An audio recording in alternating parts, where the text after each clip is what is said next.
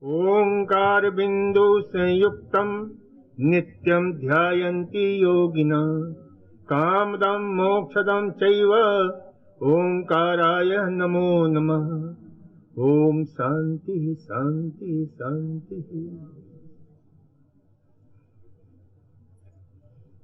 परम आदरणीय इस शिविर की संचालिका हमारी बहन एवं सूक्ष्म रूप से उपस्थित हमारे योग के महान गुरु स्वामी रामदेव जी महाराज, आचार्य श्री बालकृष्ण जी महाराज एवं नेपाल के दूर दराजों से आए हमारे सभी बहनों को सत वंदन है कि आज उनके सामने कुछ बोलने का शुभ अवसर प्राप्त हो रहा है। एक मैं कहना चाहूंगा कि आप लोग बैठे हो ना, थोड़ा चेहरे पर मुस्कुराहट रखो। यह मुस्कुराना बहुत अद्भुत है। हमारे यहाँ का वहां पर हमने एक नियम बना रखा है कि जितने भी हमारे साधक आते हैं, एक तो रोगी हम किसी को नहीं बोलते हैं, हम क्या बोलते हैं? स्वास्थ्य साधक। ये आते ही हमने ये टर्म चेंज किया 14 साल पहले रोगी बोलते थे, फिर हमने कहा कि नहीं, सभी ऑल आर हेल्थ सीकर, स्वास्थ्य की सभी साधना कर रहे हैं, चाहे बीमार हो, चाहे स्वस्थ हो, चाहे कोई भी हो, तो सभी हमारे स्वास्थ्य साधक हैं और रोगी भी हैं। तो फिर रोगी को मैं डिफिनीशन देता हूं। रोगी को इंग्लिश में क्या बोलते हैं? पेशेंट बोलते हैं। फिर मैं कहता हूं पेशेंट बहुत अद्भुत शब्द है। पेशेंट का अर्थ होता है, यानी पेशेंट का एडजेक्टिव होता है, उसका गुण होता है पेशेंस, यानी जिस व्यक्ति में धैर्य हो वो पेशेंट है, और धैर्य नहीं है तो नहीं पेशेंट है। और जिसके पास धैर्य होता है वो अद्भुत स्वास्थ्य साधक होता है और वो स्वस्थ होता ही है। इसलिए धैर्य जो है ना, और जिसके पास धैर्य नहीं है उसको क्या बोलते हैं मेडिकल साइंस की भाषा में? टाइप 1 पर्सनालिटी के लोग। जिसका जो है क्या धर्म होता है, क्या उनके लक्षण होते हैं? तो लक्षण ये होते हैं हरी, वरी एंड करी। हरी यानी जिसमें जल्दीबाजी होती है, हर काम जल्दी जल्दी जल्दी जल्दी जल्दी जल्दी, भले वो काम आधा अधूरा क्यों ना हो। तो ये हरीनेस जहां पर है ना, तो ऐसे लोगों को बीमारियां होती हैं। और कौन सी बीमारियां होती हैं?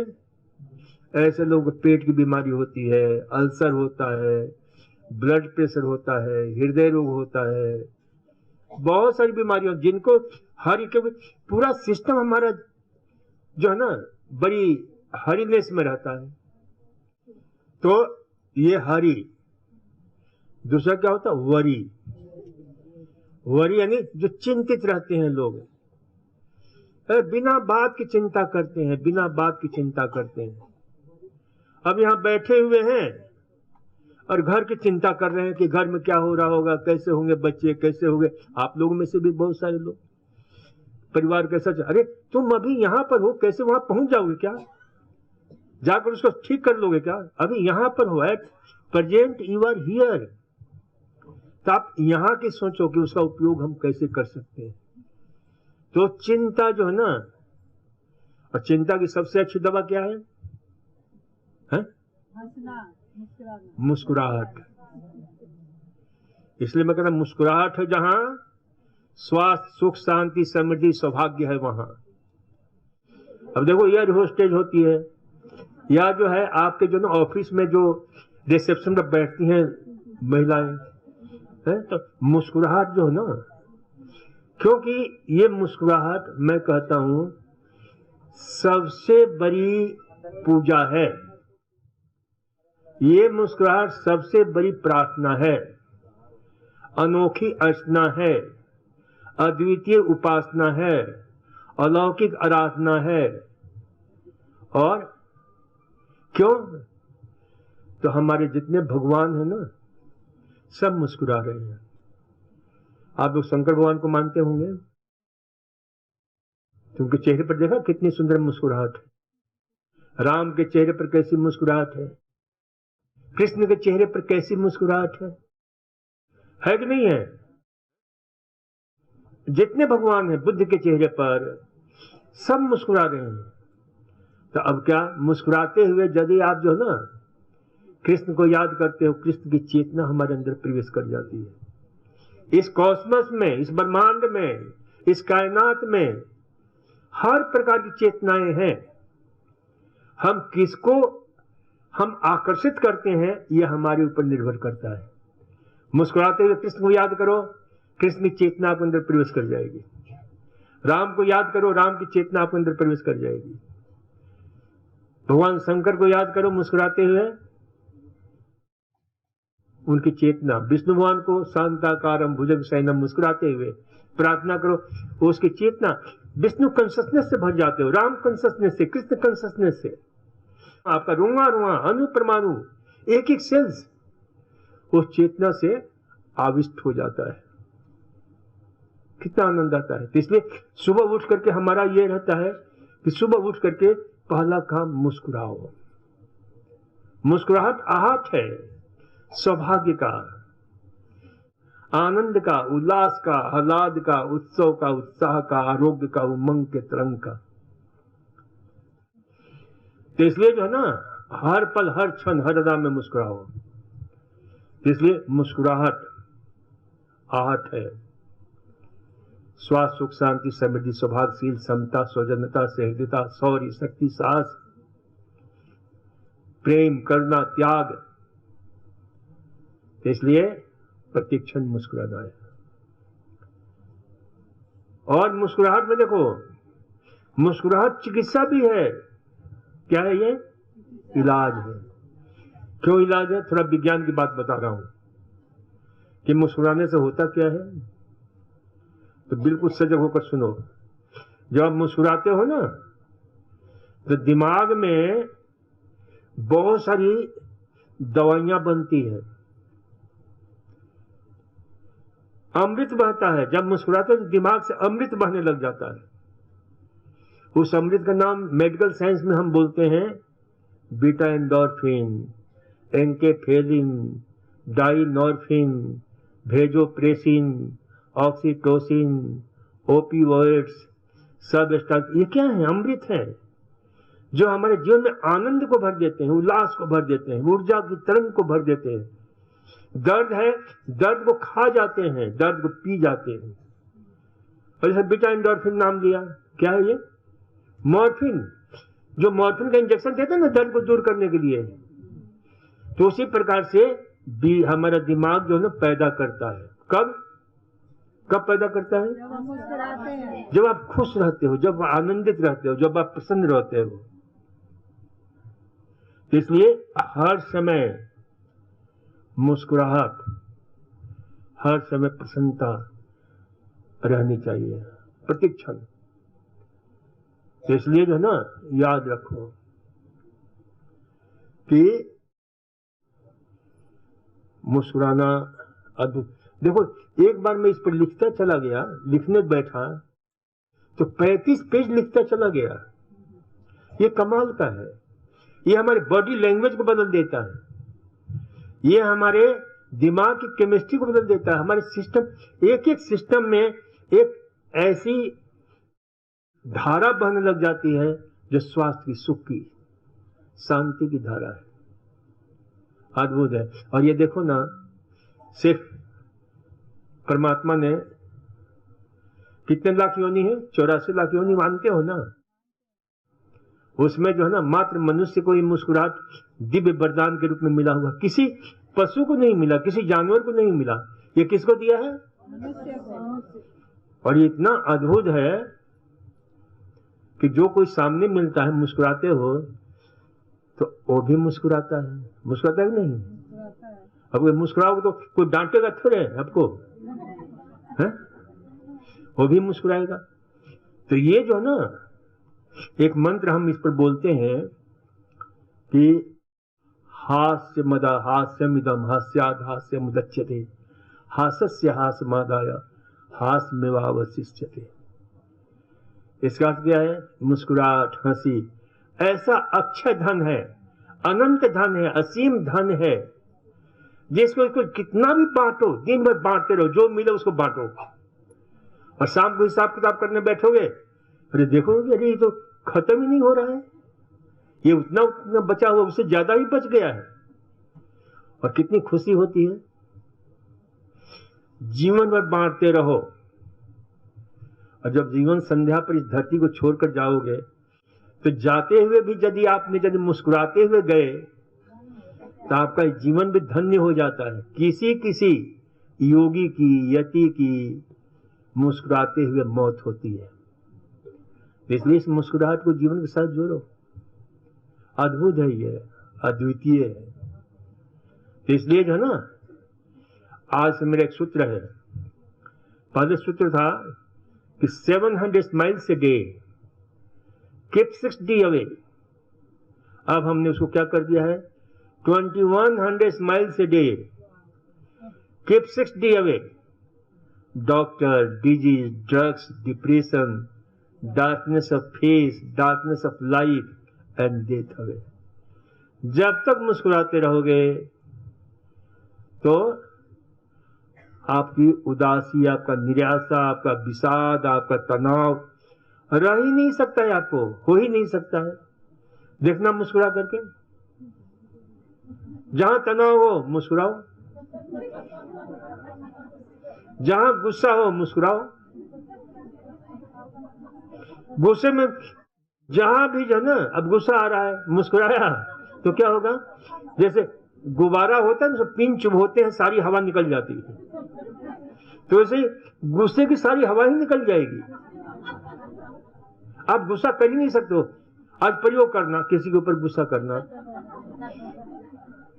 और मुस्कुराते हुए करना। तो जितने भी नेगेटिव इमोशंस हैं, जितने भी नकारात्मक विचार हैं, नकारात्मक हमारी भावनाएं हैं, जैसे काम है, क्रोध है, ईर्ष्या है, द्वेष है, घृणा है, निराशा है, क्षोभ है, डर है, भय है, कुंठा है, हिंसा है, प्रतिहिंसा है, लोभ है, लालच है, ये जितने भी हैं, मोह है, माया है, मत्सर है, इन सब का एंटीडोट क्या है?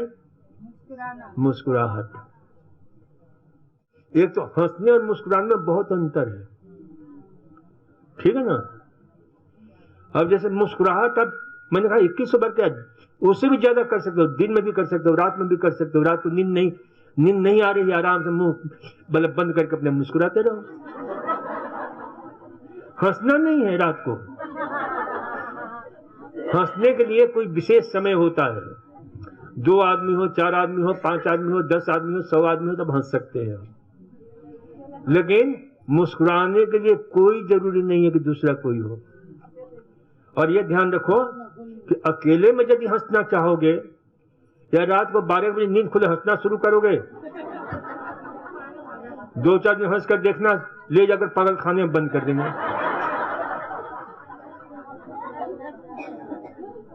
बंद करेंगे? नहीं करेंगे। तो हंसने के लिए 2-4 आदमी का होना जरूरी है।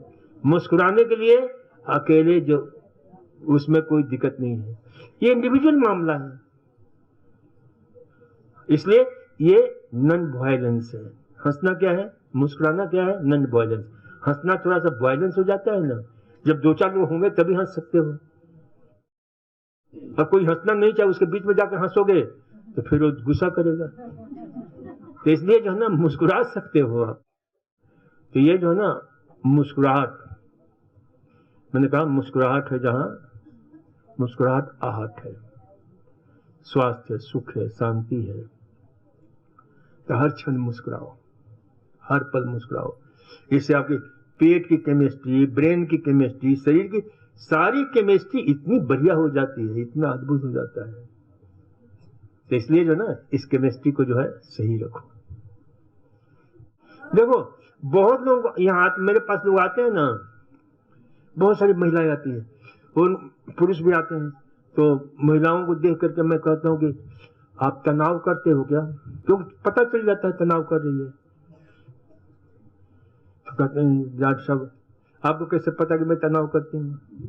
मैंने आपका चेहरा बता रहा है, और चेहरा ही नहीं बताता है, ये आंख के नीचे काले काले जो डोरे हो जाते हैं ना, वो तनाव का लक्षण होता है। किसी को आप भी डायग्नोसिस कर सकते हो।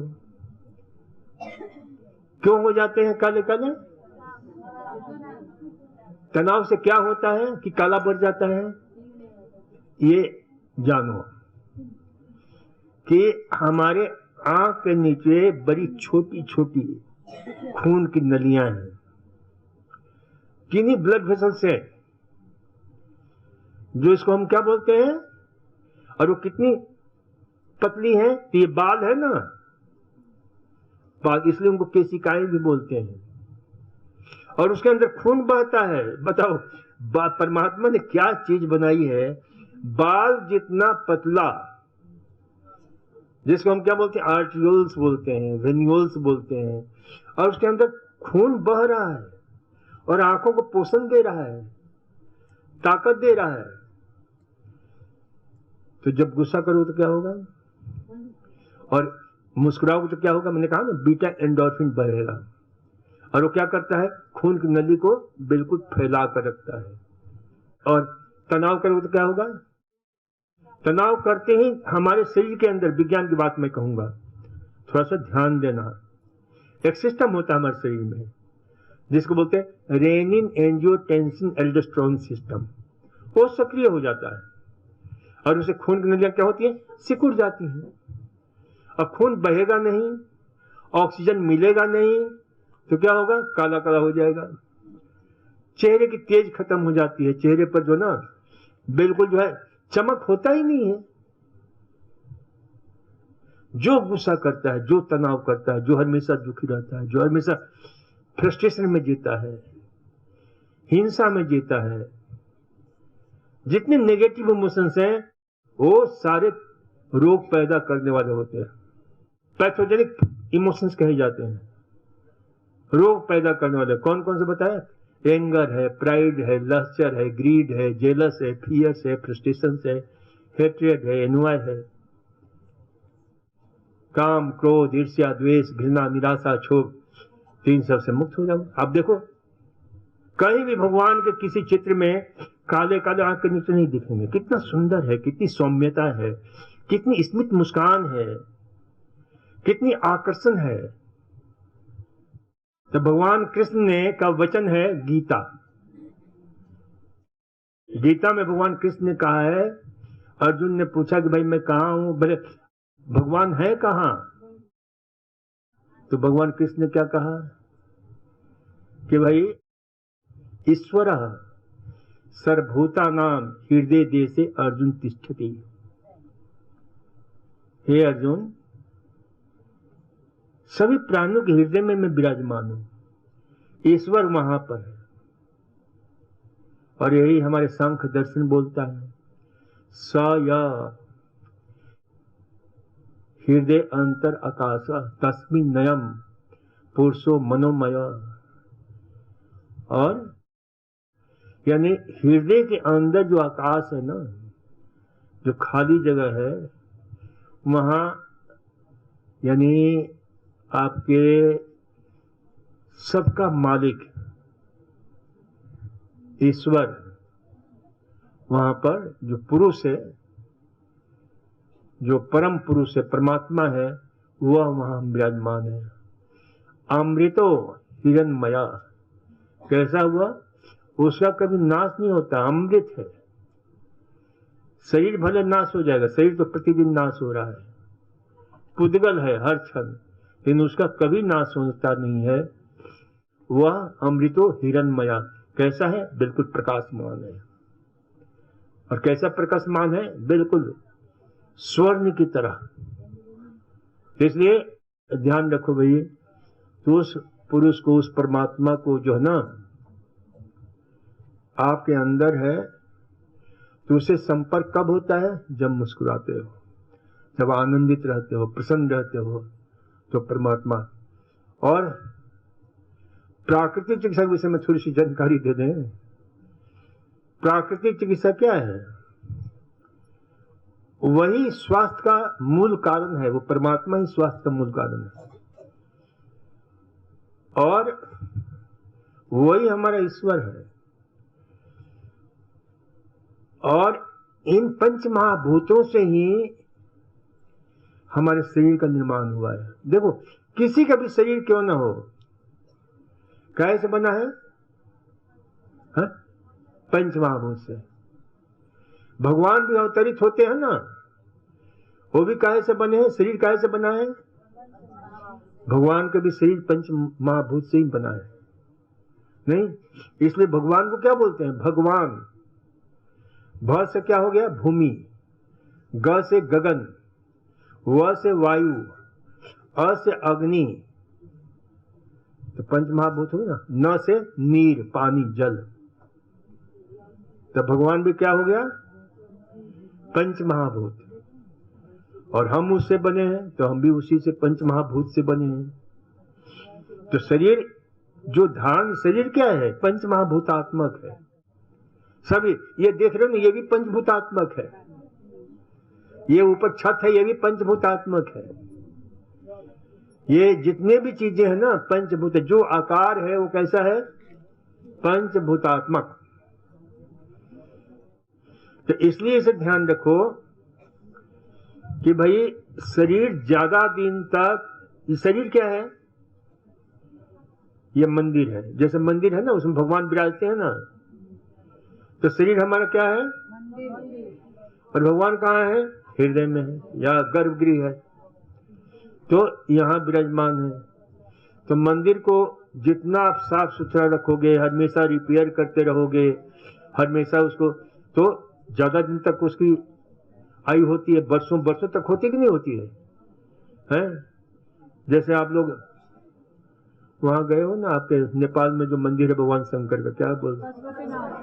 पशुपतिनाथ। कितने साल हो गए? कितने सौ साल हो गए? तो उसको पूरा ध्यान रखा जाता है कि मंदिर जो है तो भगवान विराजमान है वहां पर। तो ऐसे ही हमारे अंदर जो ईश्वर विराजमान है, तो उसके लिए इस मंदिर को स्वस्थ रखना जरूरी है। और इसे स्वस्थ रखने के लिए क्या करना होगा? कि पंच महाभूतों का सेवन करना चाहिए। बाहरी रूप में भी सेवन करते हैं और आंतरिक रूप में भी सेवन करते हैं। बाहरी रूप में जैसे भ से भूमि, तो हम प्राकृतिक से हम क्या लेते हैं? मड थेरेपी, मिट्टी चिकित्सा। मैंने पुस्तक लिखी है अनमोल मिट्टी के बोल। क्या नाम है पुस्तक का? जिसको स्वामी जी बराबर बोलते रहते, उस दिन भी बोल रहे थे आप लोगों के सामने, अनमोल मिट्टी के बोल। तो उसमें हमने मिट्टी की बहुत विशद व्याख्या की है। वेदों से लेकर के, आयुर्वेद से लेकर के, विश्व के जितने भी हमारे विज्ञान हैं जो खोजें हुई हैं, पूरे विश्व में इस पर इतनी खोजें हुई हैं कि ये मिट्टी हमारे स्वास्थ्य के लिए कितना उपयोगी होता है। मिट्टी चिकित्सा, अर्थ ट्रीटमेंट, अर्थ थेरेपी, तो ये जो है ना मड थेरेपी, अब तो बड़े बड़े 7 स्टार होटलों में मड थेरेपी का प्रयोग किया जा रहा है? मड बाथ दिया जाता है और लोग बेचैन रहते हैं मड बाथ लेने के लिए।